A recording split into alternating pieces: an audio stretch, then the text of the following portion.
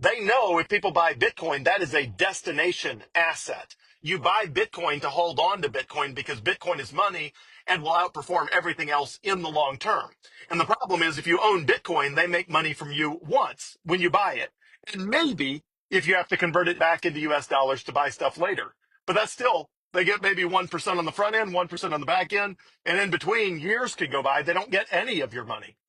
Other assets don't work that way. What they really want you to do is trade stupid coins, things like Solana and Ethereum and XRP and all that, because they know those are not destination assets. Nobody holds those assets. Those are greater fool assets where people are constantly trying to pawn them off on someone else. And so they're making 1% every time. They're making it on the buying, the selling, the rebuying, the reselling, the rebuying, the reselling.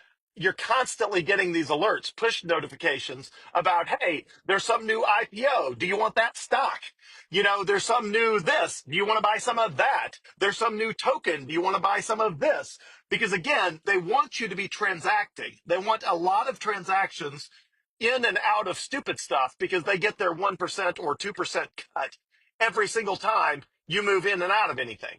So the right thing to do is buy Bitcoin, sit on it for as long as conceivably possible. Or in my case, I spend, because I'm 100% Bitcoin, I spend Bitcoin with the Coinbase debit card, but I don't buy any of the other junk. Every time I get stupid push notifications for stupid stuff, I ignore them. I'm not buying stocks. I'm not buying bonds. I'm not buying stupid, worthless tokens. I'm buying Bitcoin and I'm sitting on it for as long as conceivably possible. Same reason, not with nefarious intent, that your financial advisor does not want you to buy Bitcoin.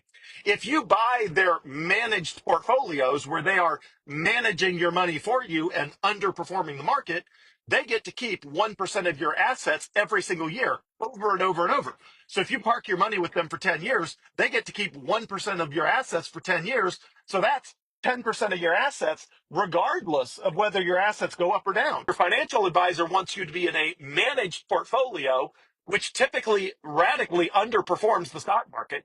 So almost all the managed portfolios underperform the stock market and the stock market benchmarks, meaning you would have been way better just keeping your money in the S&P 500, but they don't get that 1% if you do. So they want you in a managed portfolio because that's how they make money. That's not how you make money.